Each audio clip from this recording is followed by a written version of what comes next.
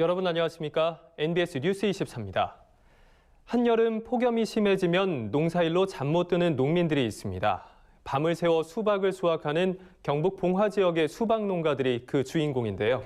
네, 폭염 속 한낮 농작업을 피하고 수박 상품성 저하를 최소화하기 위해 고육지책으로 밤낮을 바꾼 겁니다. 강창호 기자가 경북 봉화군에서 수박 밤샘 수확 현장을 직접 체험했습니다. 해가 어스름이 내려앉은 오후 7시. 경북 봉화농협 제산지점 앞은 수박 수확 준비 작업으로 분주합니다. 폭염을 피하기 위해 해가 져 깜깜해진 이후 수박 수확을 시작하는 겁니다. 이날 총 6농가, 약 18,500제곱미터 5,600여 평 면적의 노지 수박을 수확하기 위해 3개 팀 15명가량의 인부들이 모였습니다. 오후 8시 해가 지고 깜깜한 밤이 찾아오자 본격적인 수박 수확 작업이 시작됐습니다. 농민들과 인부들은 동력 운반기와 손수레를 이용해 트럭에 수박을 쉴 새 없이 나릅니다. 해가 져도 한낮에 열기가 남아있어 조금만 몸을 움직여도 땀이 비 오듯 쏟아졌습니다. 수박을 나르는 농민과 인부들도 작업을 시작한 지 얼마 되지 않아 땀범벅이 됐습니다. 이날 수확해야 하는 수박 물량은 10톤 트럭 8대 분량. 10톤 트럭 한 대당 수박 1,300여 개가 실리는 만큼 하룻밤 사이 10,000개 가까이 되는 수박을 날라야 합니다. 한낮 폭염 속 도저히 작업을 할 수 없는 물량입니다. 해가 뜨기 전에 작업을 해야 우리 일하는 사람도 힘이 덜 들고 능률도 오르고. 현재 시각은 새벽 3시입니다. 연일 내려쬐는 뜨거운 때약볕을 피하기 위해 모두가 잠든 시간이지만 이곳 수박 수확 현장은 분주히 움직이고 있습니다. 경북 봉화군에서는 매년 수박 수확철만 되면 밤낮이 완전히 바뀝니다. 한밤중 수박 수확 작업을 하는 가장 큰 이유는 여름철 폭염입니다. 대표적인 여름 과일인 수박의 출하 시기는 7월에서 8월로 그 시기에 한낮 수박밭은 무려 섭씨 50도를 육박합니다. 도저히 인부들이 작업을 할 수 없는 환경입니다. 낮에는 하면 인부들이 너무 힘들고 또 수박에도 지장이 좀 있고요. 그리고 밤에 시원할 때 해야 수박에 지장도 없고 당도도 좋고 모든 게 편하고 좋습니다. 수박 당도를 유지하기 위해선 야간 수확은 필수입니다. 낮에 수박을 수확하게 되면 햇빛에 열을 받은 수박이 물러져서 압상이 날 가능성도 높을 뿐더러 당도 역시 야간에 비해 낮아지기 때문입니다. 조금이라도 높은 가격을 받기 위해 농가들이 야간 수확이라는 고육지책에 나선 겁니다. 야간에 수박을 이렇게 수확하고 있는데 이는 주간에 수확하는 것보다 좀 더 안정된 당도를 유지하기 위해서 이렇게 어렵지만은 야간에 작업을 하고 있습니다. 고급화된 품질의 수박을 생산하기 위해서 폭염과의 싸움을 정말 적극적으로 하고 있고요. 다음 날 새벽 6시까지 이어진 수박 수확 작업이 끝나도 수박 농가들은 쉬지 못합니다. 봉화농협 공동선별장에서의 수박 선별 작업 이후 전국의 공판장으로 출하되는 것까지 최종 확인하기 위해서입니다. 이날 수확된 수박은 10kg 상품 한 상자당 12,000원대를 기록했습니다. 농민들의 노고에도 불구하고 반복되는 폭염과 폭우로 수박값은 전년 대비 절반 수준에 불과해 농민들의 표정은 밝지 않았습니다. 농촌에선 살인적인 폭염에도 농산물 상품성 관리에 안간힘을 쏟고 있습니다. 농민들이 폭염 걱정 없이 농사 지을 수 있는 생산 환경 조성이 시급해 보입니다. MBS 뉴스 강창호입니다.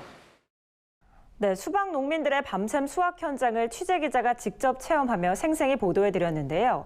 국내 첫 농업 전문 방송 뉴스인 NBS 뉴스 24는 이렇게 현장에서 농민과 함께 호흡하며 농민들의 현장 목소리를 카메라에 생생히 담아 국민들에게 알리는 데 주력했습니다. 현장성과 심층성, 전문성을 동시에 잡은 것으로 평가받는 NBS 뉴스 24가 걸어온 길을 김인경 기자가 돌아봤습니다. 2018년 8월 15일 국내 최초 농업 전문 방송 뉴스의 탄생에 농업계가 술렁였습니다. 농업 전문 방송 뉴스의 존재가 낯설었던 것도 잠시 NBS 뉴스 24는 곧 존재감을 드러냈습니다. 존재감이 가장 돋보인 건 단연 농촌 현장에서입니다. 태풍이 농촌을 강타했을 때, 대형 산불로 농민들의 집과 밭이 잿더미로 변했을 때, 배추, 마늘, 양파, 보리 등 농산물 과잉 생산이 우려될 때, 아프리카 돼지열병 발생으로 국경 검역에 비상이 걸렸을 때 뉴스24는 항상 농민 곁을 지켰습니다. 카메라 렌즈에 비친 현장의 모습은 오늘날 우리 농업농촌이 맞닥뜨린 현실 그대로였습니다. 농민들의 어려움과 애환이 방송 화면을 통해 생생하게 국민들에게 전달된 겁니다. 네, 저는 지금 제19호 태풍 쏠릭의 영향권에 들어와 있는 목포 북항에 나와 있습니다. 저는 마늘과 양파의 주산지인 경남 창녕에 나와 있습니다. 농민들은 이대로라면 보리 생산비는커녕 생계비도 나오지 않는다고 호소하고 있습니다. 북한과의 접경 지역인 이곳 연천군의 양돈 농가들은 북한에서의 ASF 발생 소식을 접한 뒤 불안감을 감추지 못하고 있습니다. 빠르고 깊이 있는 정보 전달, 즉 속보성과 심층성도 호평받는 대목입니다. 농가들의 가장 큰 관심사는 역시 농축산물 가격 전망. 매달 한국농촌경제연구원이 농축산물 가격과 생산량, 작황 등이 포함된 농업 관측을 내놓으면 뉴스24 기자들은 농가들에게 중요한 정보를 선별한 다음 다양한 그래프를 활용해 알기 쉽게 정보를 전달하고 있습니다. 평소 MBS 뉴스 프로그램을 보면서 농업의 정보를 얻고 있어요.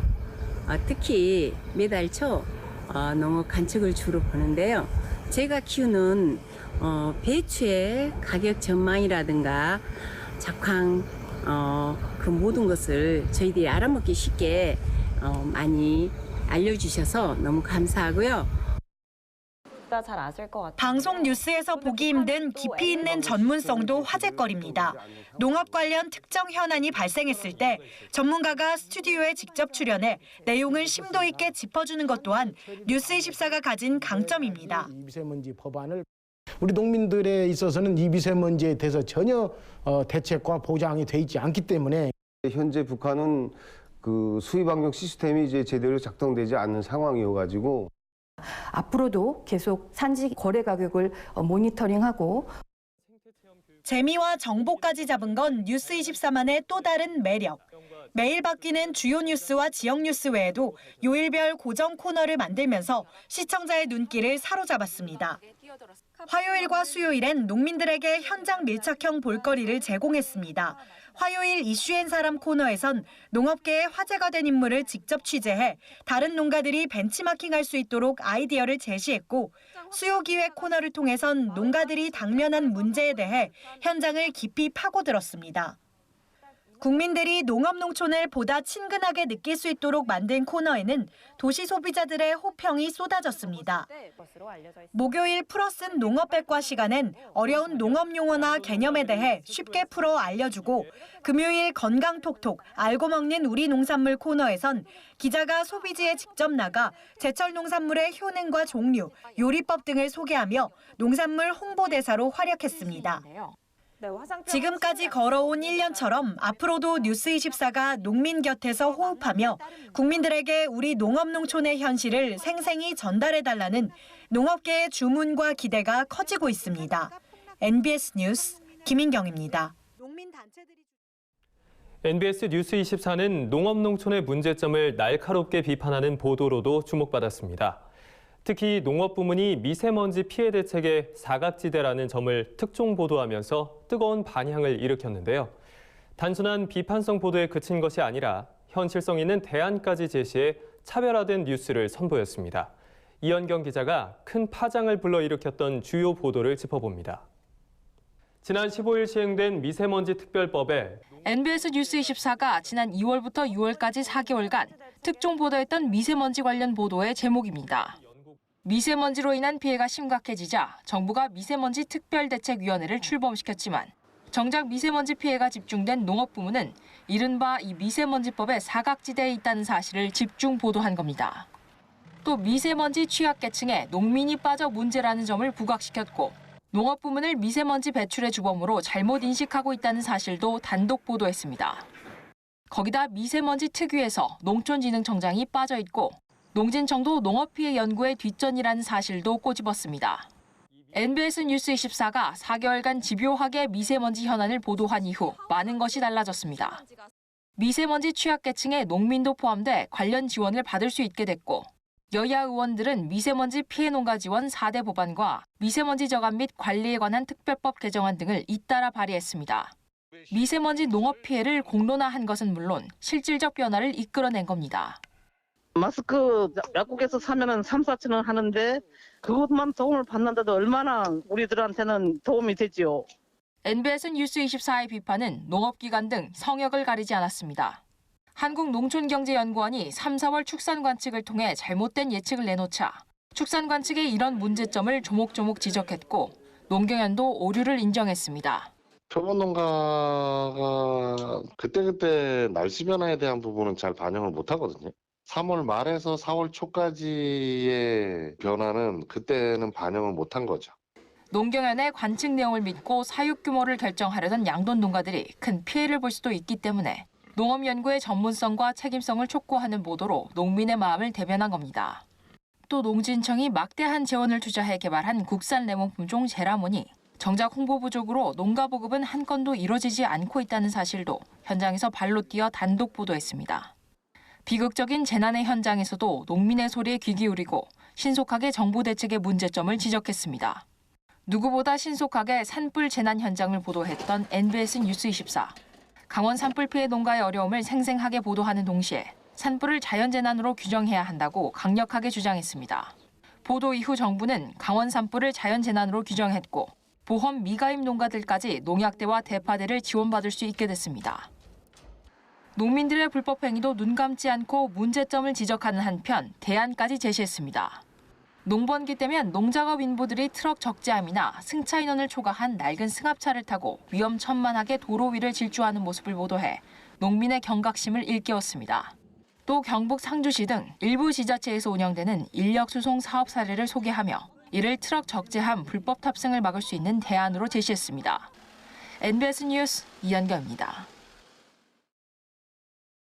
국내 첫 농업 전문 방송 뉴스의 진가는 올해 치러진 제2회 전국 동시조합장 선거에서 특히 빛을 발했습니다. 선거 한 달 전부터 매주 조합장 선거 관련 기획 뉴스를 보도하며 공명선거 분위기를 조성하고 선거 직후엔 투표 결과를 신속하게 전달해 호평을 받았는데요. 동시조합장 선거에서 확인된 NBS 뉴스24의 힘을 윤슬기 기자가 보도합니다. 파급력과 신속성 등 방송 뉴스가 가진 여러 장점들은 제2의 전국 동시조합장 선거에서 10분 발휘됐습니다. MBS 뉴스24는 선거 한 달 전부터 조합원 투표 참여와 공명선거를 독려하기 위한 기획 보도를 꾸준히 선보였습니다. 지난 선거에서 발생했던 문제점들을 짚어보며 조합원들이 방심하고 위반할 수 있는 선거법 위법 사례들을 수차례에 걸쳐 다양한 방식으로 소개한 겁니다. 조합장 입후보 예정자가 조합원 자택을 방문해서 5만 원짜리 10장을 둘둘 말아가지고 악수를 하면서 제공한 사례가 있었는데요. 총회에서 4분이 이러한 비슷한 형태로 해가지고 저희한테 신고를 해주셨고. 방송 뉴스의 파급력은 컸습니다. 연속 보도를 통해 조합원들이 적극적으로 나서야만 공명선거를 확립할 수 있다는 분위기를 조성하자 조합장 입후보 예정자에게 돈을 받았다고 자수하는 이른바 돈투 고백 사례가 이어진 겁니다. 본격적인 선거운동이 시작된 이후엔 다른 후보들과 조합원들이 경각심을 갖도록 선거법 위반 사례가 발생할 때마다 관련 소식을 신속하게 보도했습니다. 선거를 코앞에 두고는 투표 요령을 설명하는 동시에 조합원들의 선거 참여가 갖는 의미를 되짚으며 선거 참여를 독려하는 데 집중했습니다. 결전의 날인 선거날에는 특집으로 개투표 생방송을 무려 7시간 이상 진행, 대통령 선거를 방불케 하는 선거 방송을 선보여 화제를 모았습니다. 농업방송 MBS에서 동시조합장 선거를 생중계하는 것을 처음 봤는데 우리 지역 조합장이 누가 됐는지 실시간으로 볼 수 있어서 좋은 것 같아요. 퀄리티도 생각보다 좋고 전국의 후보자들을 동시에 볼 수 있어서 아주 좋습니다. 개표소 현장 중계를 통해 안방까지 개표의 긴박함을 고스란히 전달했을 뿐 아니라 당선인을 당선 확정 직후의 현장 인터뷰에 다른 어떤 방송보다도 발빠르게 당선 소감과 포부를 알렸습니다. 깊이 있는 분석력도 남달랐습니다. 지역별 투표율 등 선거 결과를 체계적으로 분석하고 농협중앙의 담당자를 스튜디오로 초대해서 각 지역의 투표 결과가 갖는 의미를 알기 쉽게 해설한 겁니다. 조합장 핸드북 나아가 이번 동시조합장 선거에서는 여성 조합장 후보가 제1회 때보다는 늘어난 23명이 출마를 하였는데 그중에 8명이 당선이 되었습니다. 제1회 때에는 여성 당선인이 5명이었었는데 여성 조합원들의 위상이 그만큼 높아지는 결과라고 생각을 합니다. 선거 기획보도의 목표는 일회성이 아닌 장기적인 공명선거 문화 정착. 이를 위해 뉴스24는 선거 이후로도 이번 선거에서 부족했던 부분을 되돌아보고 선거제도 개선 방향을 찾기 위한 보도를 지속해왔습니다. MBS 뉴스 윤슬기입니다. 다음은 지역 뉴스입니다. 경기도가 도내 토종종자를 보존하고 적극 활용하기 위해 경기도 토종종자은행 설치를 추진합니다. 도는 토종종자의 전문적인 보관 저장 시설을 비롯해 전시실과 검사 실험실, 육묘 증식장, 야외 체험장을 갖춘 토종종자은행을 운영할 계획입니다.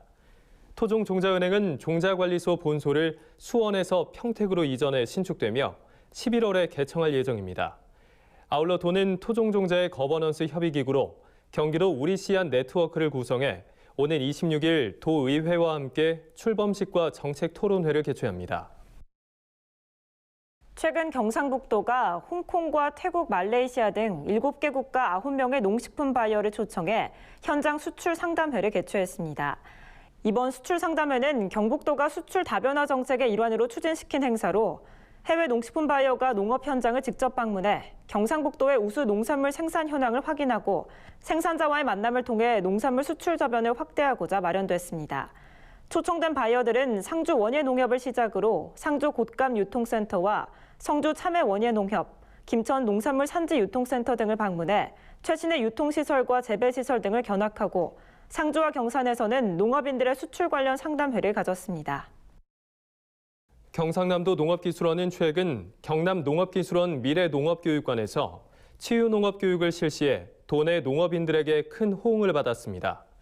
이날 치유농업교육은 치유농업에 대한 이해를 높이고 농업의 다원적 기능 확대와 농업 소득 창출에 기여하고자 마련했으며 6명의 전문 강사와 도내 농업인 40명이 참석한 가운데 진행됐습니다. 치유농업은 동식물, 농촌환경, 농촌문화 등 농업 농촌자원과 관련된 활동 및 산출물을 통해 국민의 심리적, 사회적, 신체적, 인지적 건강을 도모하는 산업과 활동을 의미합니다. 농업에 관한 어려운 용어나 개념을 알기 쉽게 풀어드리는 풀어쓴 농업백과 시간입니다. 최근 가장 큰 이슈라고 하면 일본과의 무역 갈등이 아닐 수 없는데요. 일본이 한국에 대해 화이트리스트 배제 조치를 취하면서 우리나라도 맞대응을 예고했죠. 이에 한일 양국 간의 갈등이 최고조에 이르고 있습니다. 경제 전쟁으로까지 치닫고 있는 일본과의 갈등, 우리 농업계에도 비상이 걸렸다고 하는데요. 오늘 풀어쓴 농업백과 시간에는 한일 무역 전쟁이 몰고 온 농업계의 이슈와 앞으로의 전망을 짚어보겠습니다. 지난달 4일 일본 정부가 반도체 디스플레이용 핵심 소재에 대해 한국의 수출 규제 조치를 발동했습니다. 이어서 오는 28일부터는 우리나라를 화이트리스트, 즉 백색 국가에서 제외하는 수출 무역 관리령 개정안도 시행되는데요. 그런데 백색 국가에서 제외된다는 게 어떤 의미일까요? 통상적으로 해외로 수출되는 제품은 그 나라의 안보에 문제가 없는 제품인지 개별적으로 심사를 받게 되는데 백색 국가로 지정될 경우 그 절차와 수속에서 우대를 받게 됩니다. 즉 백색 국가는 안보상 우방국이라고 해서 일본의 안전보장에 위협이 될 수 있는 민감한 품목과 관련해 허가 신청을 면제받습니다. 따라서 일본의 백색 국가에서 제외되면 군사용으로 전용될 가능성이 있다고 판단되는 품목은 수출할 때마다 일본 정부의 허가를 받아야 되는 거죠. 보다 꼼꼼히 따져보고 허가를 내주겠다는 뜻입니다. 이런 백색 국가 배제 조치로 수출 규제 대상이 된 품목은 모두 1,194개. 이 가운데 농업과 관련된 건 비료 4개 품목으로 국내 농업 분야에 있어서 크게 우려할 상황은 아니지만 문제는 한일 무역 전쟁이 장기화될 경우 농업 분야로까지 제재가 확산될 수 있다는 점입니다. 지난해 대일 농식품 수출액은 13억 2천만 달러, 우리 돈으로 따지면 약 1조 5천억 원 상당인데요. 우리나라 전체 농식품 수출량의 18.4%에 달할 만큼 일본은 우리 농산물의 주요 수출국입니다. 그렇다면 앞으로 일본이 농업 분야에 대한 수입 규제를 강화하면 어떤 문제가 생길까요? 먼저 농산물 안전성을 명분으로 수입 농산물에 대한 안전성 검사를 더 까다롭게 할 가능성이 높은데요. 그렇게 되면 검사 물량이 늘어나고 통관하기까지 시간이 지연될 수 있기 때문에 신선도가 생명인 농산물에는 그야말로 치명타입니다. 특히 수출 물량의 99.5%가 일본에 집중되어 있는 파프리카와 66.1%를 일본으로 수출하고 있는 토마토를 비롯해 일본 수출 의존도가 높은 백합과 유자, 김치, 인삼 등이 큰 타격을 입을 수밖에 없습니다. 여기에 일본산 부품 의존도가 상당히 높은 농기계, 그리고 종자와 농약도 일본으로부터의 수입이 적지 않아 업계가 바짝 긴장하고 있습니다. 이에 농식품부와 지방자치단체들이 일본의 농산물 수입 규제 가능성에 대비한 대책 마련에 부심하고 있는데요. 우리 농업이 막대한 피해를 입는 일이 없도록 철저한 대책을 세워야겠습니다. 지금까지 플러스는 농업백과였습니다. 저희가 준비한 소식은 여기까지입니다. NBS 뉴스 24 마칩니다. 함께해 주신 여러분 고맙습니다.